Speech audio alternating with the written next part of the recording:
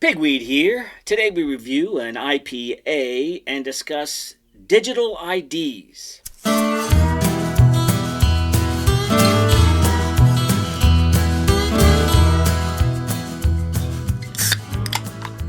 Hello and welcome to Beer and Conversation with Pigweed and Crow Hill. Good evening, Crow Hill. Good evening, Pigweed. What is on your mind? Well, I love my country and I admire patriotism. But recently I've been kind of wondering, what is the fundamental purpose of a government? Like, what is it supposed to do? I would say build roads, enforce laws, and protect us from our enemies. Well, I mean, sure, that's what it's supposed to do. But that's what we'd like it to do. Yeah. But what does it really do? All right. What it really does is consolidate power in the hands of chosen elite at the expense of everyone else. Well, that got dark kind of quickly. Yes, it did. Yes, it did. Okay, well, let's lighten this up a bit. With a not very light beer. With a not very light beer, yes. This is Terrapin Beer Company in Athens, Georgia. Okay. Now, when I saw Terrapin, I went to the University of Maryland, so I thought... Immediately. Terrapins, I thought but it's not them. This is called Depth Perception IPA. And it's a heavy hitter. It's a 9.1, but they claim that it kind of sneaks up on you because it kind of hides the booziness.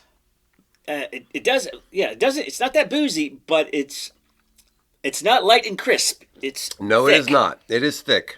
Yeah, it's not like milkshake thick, but it is. But yeah, you feel like you could swirl it around. Yeah, you're not gonna. And it lays on your tongue this. heavy. Yeah. And it has lays on your tongue heavy with bitterness and yummy hop flavors. It does not give hints to what the hops are, though. No, it doesn't.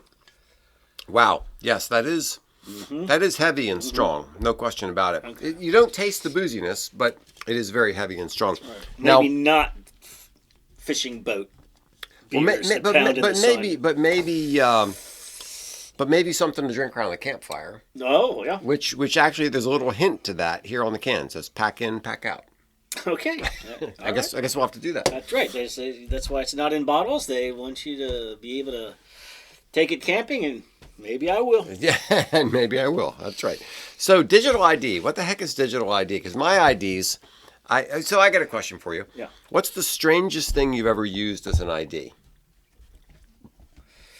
I don't think I've ever tried to get away with anything other than my official ID from the state of Maryland. Well, before I had an official ID from the state of Maryland. Use a library card. Believe it or not, no. That's a reasonable guess. I got pulled over by a cop. Me and a friend got pulled over and told that we resembled some people who were wanted for armed robbery. Okay. And we had to show ID. Yeah. Well, what ID do you show when you're 14? The only ID I had on me was my NRA membership card.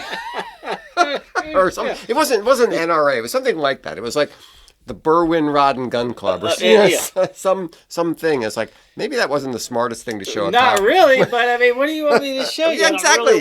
I'm 14. I don't have a driver's license. What do I show you to identify myself? Come on. This is me. So, let me back up one step. Yeah.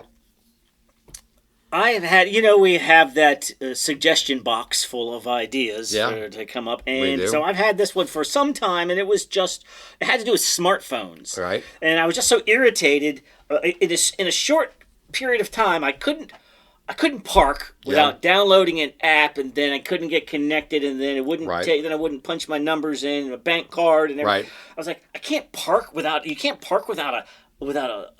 a smartphone? There's the time we tried to go camping and we couldn't camp because we had to have a smartphone to look up something. Yeah, we went to Jordan Peterson. Yeah. And there was no way to purchase the ticket even online from a computer and then print out the ticket and bring it with you. Right. I had to show it to them on my phone. Of course, I couldn't find it, and there's 100 people behind me. But there's that. I prefer the printed thing because you know what? The one thing about the printed thing is it always works. Yes, and you don't have this situation where the person's scrolling through going, right. "Oh, it's in where is it? It's somewhere. I don't know where it is. Yeah. Bill's getting married, maybe. Then you've got what Yeah, so tickets. How about when you go up and you're sitting somewhere and you're waiting for menus and they point to the QR code on the table. Know. Right. You're like, all right, everybody's got a QR code. Now we've got menus in our thing, and now you're going to get. Yeah. What if I say, sorry, I'm on a date. I left my phone at home. Then they got to get you one and you roll their eyes, and so that you have to you can't go anywhere without a transponder, right. or in terms of bridges, tunnels, right. Toll yep. roads. Yep. So even if you want to, I mean, people tell me when you go buy legal weed, that they scan your license. Yeah. So there's a permanent record of everything you do, and you're always being tracked. How about the Metro card? Can you just stick $10 in and get a card to ride the Metro? Now you have to get an account. I was just with a card, right? I was just in Chicago, and I was very pleased that you didn't have to do any of that kind of stuff. Thank you. You put some money in, you got a card, and you rode the train. It didn't know anything about me. It didn't know who I was. Well, that's you just wait. Yeah, because it's coming, buddy. In the DC Metro. Yeah. You need to get a card, you need to register it, and all this other kind of stuff. Now, not strictly. Some people could actually ride the DC Metro without identifying themselves, but then they do this tricky stuff. Like they say, in order to get these benefits, you have to register your card. There you go. Right. And that's the way the government usually does it. Is they sneak this thing in. They say, in order to get this thing, you have to follow our rules and sign up for our thing and do whatever. Right. But so before I could get to this show, then the story came up about Australia and its digital ID. Right. And I realized, wait a minute, this was all just a setup. This was all sort of dry run for when we all get the digital ID, which leads to digital currency and on down the road, and we'll get to that later. I used to think of Australia as kind of a libertarian sort of a place. Yeah, they were terrible during lockdown. Yeah. They weren't. So in order of terribleness, it was New Zealand, then Australia, then Canada, then us. Mm-hmm. As far as the Anglosphere goes, but nobody did a good job, and everybody was just willing to acquiesce. Yeah. And now, now the World Economic Forum and all of those guys are going, the control oligarchs and the technocracy. Mm-hmm. We have the technology to do this, but trust me, you're gonna love it. But here's the big question though. I mean, why are you afraid of all that? What are you trying to hide? Exactly, right? That's the argument. Yeah. There will be complete transparency.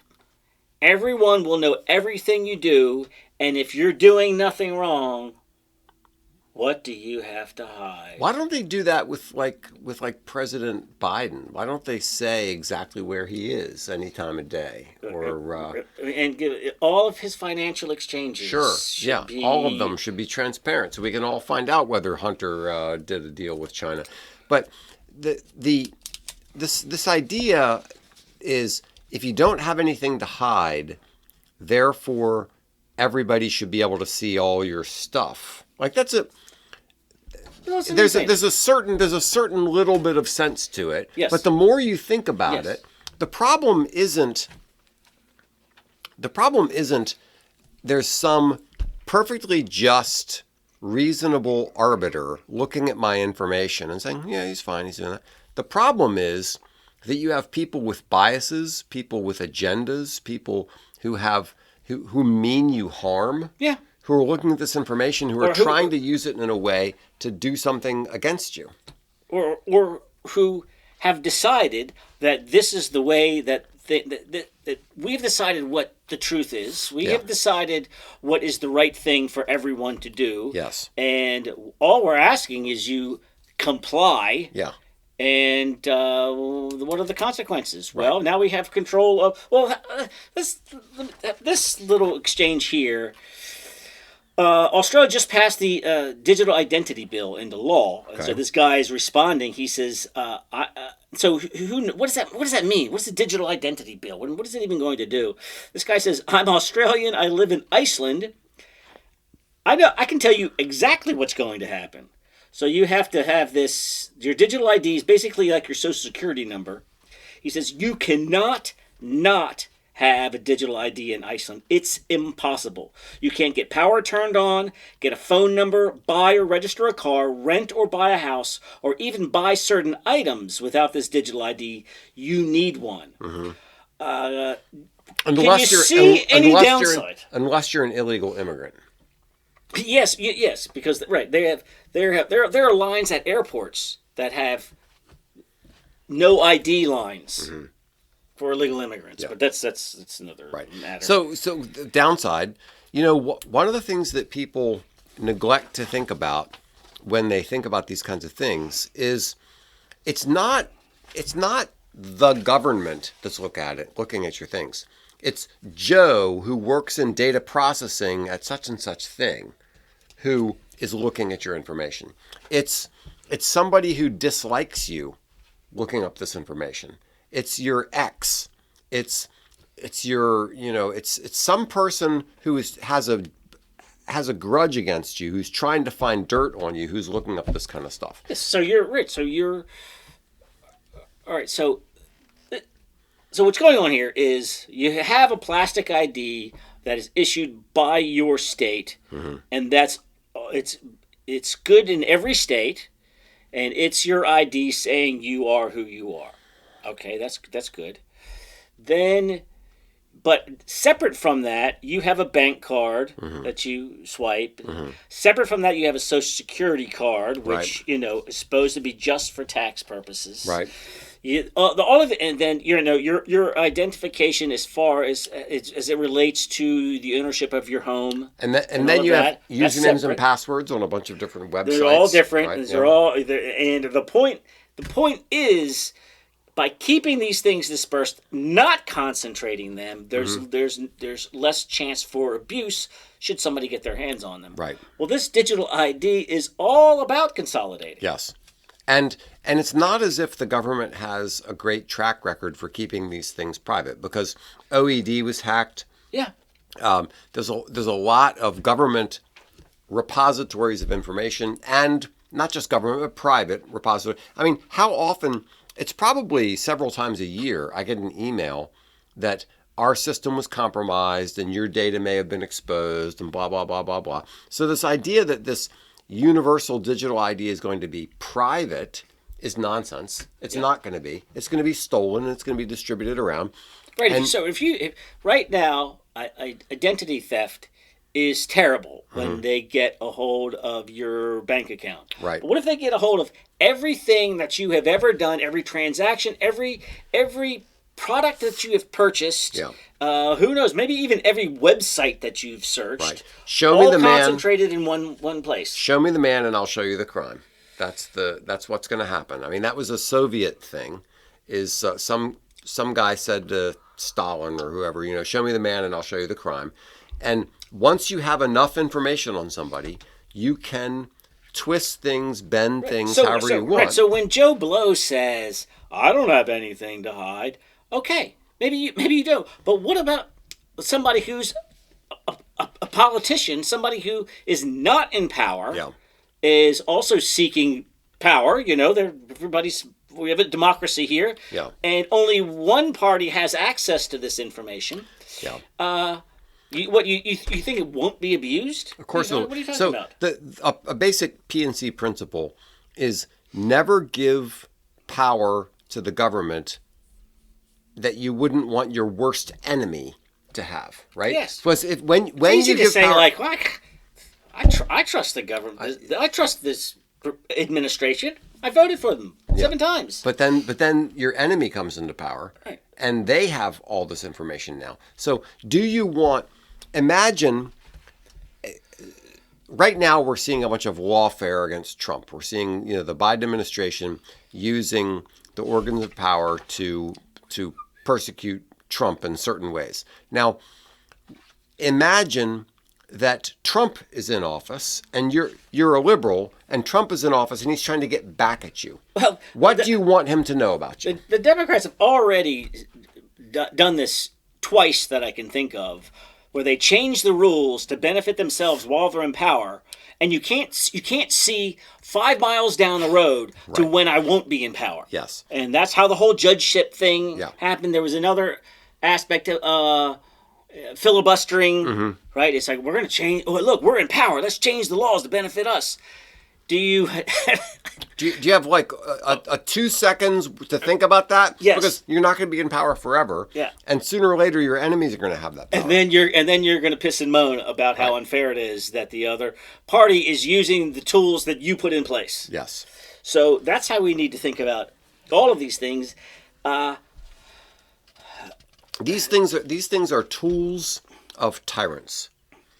But having all this information is exactly what Napoleon would have loved this. Yes, you know that's an interesting point. He was the first one to that we can think of 1830s to have a national ID, and it was probably for conscripting purposes or something, tax. I mean, he was a great administrator, so he's like, look, we got to know who everybody is and where everybody is, and so really, the idea of a national ID is very recent. I mean, it's old in one sense that it actually goes back to the 1830s, but nobody had the technology to do it in like Charlemagne's day. Yeah, right. But you still had tax collection. Yes. And you still had conscription. Yes. And so they did manage to do it. From a certain perspective, it makes some administrative sense to say, well, I got to know who everybody is to make sure they're paying their taxes, to make sure they're this and that. And that makes some sense. Okay, I understand that. The concentration of this information. Yes. And the access to that information by political people, by people who do not have your best interests in heart. I was told that your Social Security number will never be used for anything else but tax purposes. That's what they told us. It was a total lie. I had to use it back when you used to rent VHS tapes. Right. At the University of Maryland, your student ID was your Social Security number. All right, see, that's messed up. Yeah. So don't believe them. Yeah, I know. Well, yeah, when people tell you this will never be used for anything other than it's a lie. So I saw this great little meme. There's this profile of a guy, and he's looking in this very like a flashlight ray right in front of him, and it says convenience, and then all around him is tyranny, loss of privacy, right? So all of these, but it is so super convenient to have you just take your phone. Do anything you want. All my information is here. Here's my health records. Here are right. So you don't have 17 passwords and different cards and what's Oh gosh. So they do. They make it fun and convenient. Why? So that they can concentrate it all. And I don't mean like this. There's this nefarious they, but there is kind of a nefarious they. Can you imagine a scenario where you would feel stifled in your freedom of expression or your creativity or something you would say because certain people might be aware of that information? Like, can you imagine a situation where it would be better to say something anonymously? I kind of can. I kind of can too. And the digital ID thing makes that impossible. Everything that you say is not anonymous anymore. It's all tied to your digital ID. So you get from this. So that's where this is all going. Followed by digital currency. All right, in Australia, there are already banks that have shut down all of the banks are closed for a week. Yeah. While they remove their ATM machines, and they will not issue cash. And corporations who have bought into the idea that, we're just not going to deal in cash anymore. Well, what could be the problem? We already have situations in the United States where certain businesses are not getting loans, certain individuals are not getting loans because they don't comply with certain ESG requirements. Well, so that's the next. That's the next level. So once you get to digital currency, then you get compliance currency, which is your social credit score. So once you're not free to just get a bunch of cash out. Right. Gosh, where was it? I think this was Canada. The guy just wanted to take $1,000 out, and they said, well, for what? None of your business. No, that's not. You will not get your money. You cannot withdraw cash from the bank without giving them a reason. Now, of course, you can lie. You can just say, penis enlargement treatment, or you say, I guess you can, but you cannot just say it's none of your damn business. Right. It has to go down on a form saying that's just one step away from just going, well, you know what? It would be easier. We'll just get rid of the cash, and you'll take money out for the things that we say you can take the money out. And once again, it comes back to this basic PNC principle, which is, okay, maybe you trust the current system. Maybe you think the current system, this would be okay. I'm not doing anything wrong. Yeah. What if your enemies were running the system? What if like whoever you think of as the worst people to run the government, what if those people were running the government and the banks and everything, and they had this information and this power? Would you give them that power? What if the government wanted to inject something into your bloodstream and you're not entirely sure what its effects are going to be, and when you said you didn't want to, you don't have access to your own money anymore. Right. Well, so it's all right. Sounds crazy. How about 3 years ago in Canada when the truckers said they didn't want to get injected, and people said, you know what? I kind of support that. I'm going to give them $50. You can't. Well, you can, but you just can't get any more money out of your bank because you'll have your account closed down. That's right. Because somehow the federal government has decided that they can control your. This is in Canada. Yeah. It's in Australia. It's coming here. See, that Canada, the government's like, if you disagree with government policy, you will not have access to your own money. Yeah. Well, this is not dystopian future. It happened 3 years ago. Right.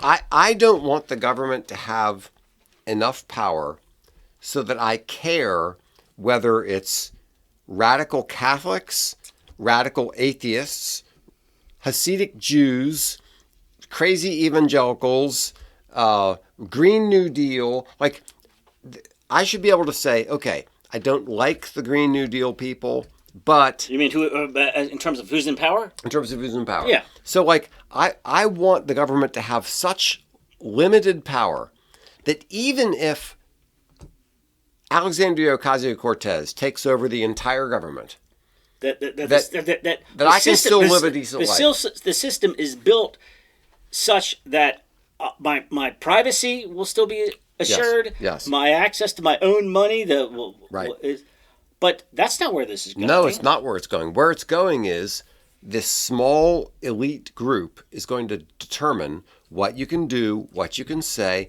under what circumstances will allow you to drive from place to place, under what circumstances will allow you to take money out of the bank, or anything else. But facial recognition and iris scanning is so good, then why even bother with having to carry around the phone? Yes, it's not even that's just that. Apparently, China has perfected something called gait recognition, where they can tell by the way you walk who you are. All right, that's insane. Yeah. I'm out of here. But this is Minority Report. So there was this woman who just thought it was in Dubai, who went shopping and bought what she wanted with her face. Right. And she was just like, oh my God, isn't that the coolest thing? Because, all right, so then why, right, if your face scan is more accurate is as accurate as the magnetic strip on your card, then think of the convenience of just sticking your face. Or how about this? You just put the RFID, the radio frequency. Yeah. So those things contain all the information that's on the scan of the product. Right. So every product you have, you don't check out anything. You just put it in your basket. Mm-hmm. You walk through a scanner. The scanner picks up everything that's there and your face, which is tied to your bank account. Right. Oh my God! Think of the convenience. It's so convenient. It's so convenient. So convenient. So awesome. Yeah. How about this? It's just like Minority Report. Remember, he walks through and the pillars in the mall recognize him. Right. And tell him like personalized ads for him about like a shirt that he should buy. But do you know how cool people are? Right. you walk in with your friends. Hi, Morgan. Happy birthday! Yeah. And then Baskin Robbins pops up on your phone that you have a free ice cream cone. Oh my God, that's great! But there have also you'd been... be so lulled into the beauty of all of this. It knows the clothes that you've already purchased. Yeah. It's you know how good it is if you've bought this, you like this. Directing you to the store, wear the cute outfit, similar to the thing that you're probably... I mean, people would just be like, oh my God, the future is fantastic. But no downside. What we need are more movies that show the downside of this sort of thing. Where there was one with Will Smith a few years ago where Enemy of the State, is that the one? Where he runs afoul of somebody for some political reason, and then his credit cards get canceled. Yeah. You know, he's being tracked. There's all this other kind of stuff, and obviously that's going to happen. That here's a basic rule: anyone who has power will abuse power. That's just a rock solid rule of human existence. So if we start giving governments the power to understand all this kind of stuff, it is absolutely 100% guaranteed that they will abuse it. All right. Let's just say you are John Kerry, the climate tyrant. Right. And you say, look, for the sake... I'm trying to save the world. We're all going to die if we don't control this problem. Yeah. Climate emergency. I'm going to give everybody the climate credits that I think they deserve. Everybody gets, carbon taxes, right? Everybody gets 45 miles round trip to go to work. After that, there's a carbon tax. A family of 4 doesn't need any more than 3,000 square feet, and this is how much carbon that it should take to heat and cool that. Above that, you pay a premium. Right. And then imagine... why wouldn't you do that? Because you can, and you have this deluded idea that without it, we're all going to die. So how about this? Of course it's going to happen. So how about this? You have your 45-mile-a-day allowance, and it works most of the time. And then you get an emergency call from your brother, and you need to go 25 miles out of your way to go do something. I've already thought of this. Yeah. You also have a leisure allowance. So you have a work commuting allowance and 100 miles a month of leisure and joy and pleasure. There's always going to be something that violates the rule. Well, then you're paying carbon tax on top of that. But it's not just going to be a carbon tax. Now you're going to have to explain to some bureaucrat, right? Like, why did you do this? Because there's work necessary, there's personal necessary, and then there's private and leisure, and it all has to go through some bureaucrat to get approved. People think that they can design a system that's going to accommodate all these things. Oh, we'll make it a carve out for that. No, here's what's going to happen. There's going to be somebody with a 90 IQ sitting behind the... Just a regular DMV dude. Yes, who's going to be like having to approve something that you did. No, look, I need to go help my mom, okay? My mom fell down the stairs and she broke her hip, and I've got to drive over to here. You don't have an allowance for that. I'm sorry. No, that's going to cost you $75. And we're not asking you to pay it because we have access to your bank account. Right. We'll just take it. Yes. And the planet is at stake here. So I mean, so what? Who cares about your mother's broken hip? Right. Yeah. I mean, that's the way this stuff happens. Yeah, it's the bureaucratization. I would like us to write that dystopian thing, but by the time we got it written, it would already be here. It's going to be here. Yeah, it's going to be here. It's going to be here next week. I mean, it's scary. All right. So yes. So all of this, you could say it's Alex Jonesy crazy talk, but what's going on now? 5 years ago would have been Alex Jones crazy talk. Yeah. So and it's already going on in China, which is apparently the totalitarian model for the rest of the planet. Look at the COVID lockdown. So yes, let me just do 15-minute cities. I was going to make that its own topic, but it works here. In China, you already have to go through facial recognition just to get in and out of your own town. I mean, in these experimental totalitarian towns. That's one of the lovely things about America is I could right now get in my car and drive to California and no one would even know.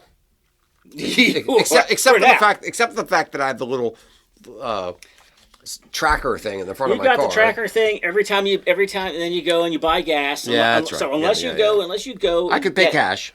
Right, unless you go take out a ton of cash, very suspicious. Yeah. And there was even a time when you could pay cash, but you could use the transponder. It was considered suspicious to not have a transponder. Well, now you can't even not have a transponder. That's right.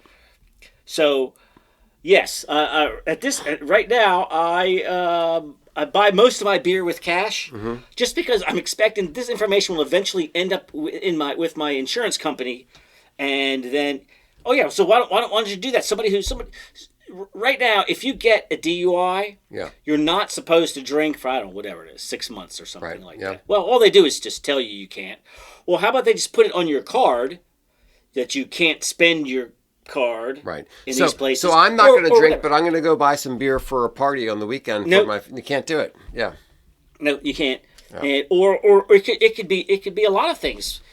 Well, it would be fat phobic to not allow people to buy too much. Couldn't do that, right? But they could limit your purchases of all kinds of things that are in your best interest. The government has decided is in your best interest that you don't spend too much money on these things within a given month, and you just be cut off for purchasing. So I go to the 7-Eleven, and I'm kind of hungry, and I think I'm going to buy the fudge brownie, and I try to buy it, and the little computer screen comes up and says, "I'm sorry, we want you to eat the banana instead of the fudge brownie." Or maybe you have to touch something that checks your insulin level. That's right. And they're like, no fudge brownie for you. That's right. I mean, why? Because the government knows better, and it's in your best interest. And so, what do you want to do? Do you want to die? You want to be? This is not crazy talk. And no, it's not. And if we had a genius, benevolent system that was ruling all this, maybe that would actually be a good idea. If Plato was around. Exactly. If the genius. Kind person was in charge of all this. The philosopher king. Yes. And I went to buy a Slurpee, and he said, you really don't get the Slurpee, get the water. Okay, fine. Then I would say, you're the genius kind person. I'll do what you have to say. But it's not the genius kind person. No, it's just going to be some ideologically driven idiot who's trying to push us in a certain way. It's going to be John Kerry. Telling us how to do something. John Kerry. Yeah. Or if you like John Kerry, pick somebody on the opposite side. That you would not want making decisions for you. Exactly. Pick the person that you do not want making decisions for you. That's the person who's going to be making decisions for you. Yes, it is. Yeah. Well, that was cheery enough, wasn't it? Even having the ISO.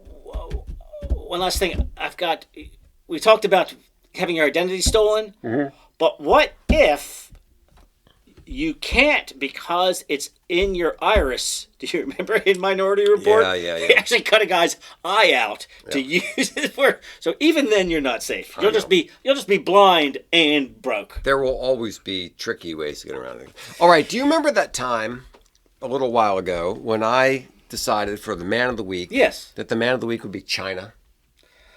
Yes, I thought I would never forgive you for that. Yes. However, I will say you made the case, and the case was what?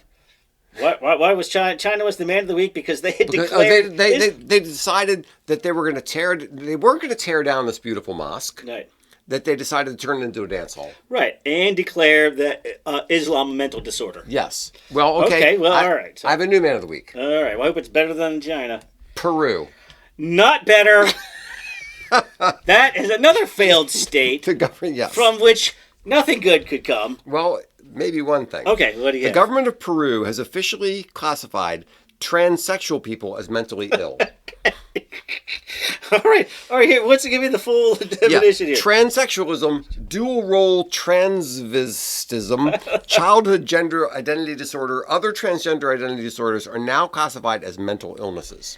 Oh, I tell you what, I didn't think I'd have anything nice to say about Peru. So this is one of these examples of someone has decided that water is wet. I know. I'm so kind of sick of giving awards out for people who say things like water is wet and 1 + 1 = 2. But that is the backwards, upside down world we live in. We have to bend over backwards to praise people who say things that are just incredibly obvious. All right. Well, thank you. Well, Peru, you joined China as the two countries who have been our back-to-back mans of the week. Mans of the week, yes. There we go. Thanks so much for listening to Beer and Conversation with Pigweed and Crowhill. Remember to visit us at pigweedandcrowhill.com or send us an email at pigweedshow@gmail.com.